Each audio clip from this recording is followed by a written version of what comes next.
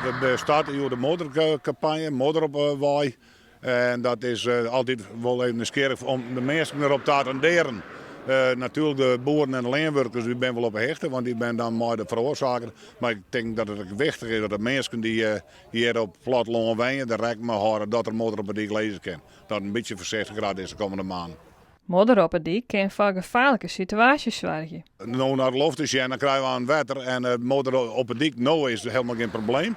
Maar als het dan even erop rijdt en men is er net op verdacht, nou ja, dan feit weer lezen in de sleer en dat maken we net hebben. Door de hele gemeente worden spandoeken geplaatst om inwoners te waarschuwen. Het doel van deze campagne is eigenlijk om ons inwoners erop te attenderen. We van jongens, wees even voorzichtig. We zitten in de tijd van de resten, van de vruchten en er even om denken.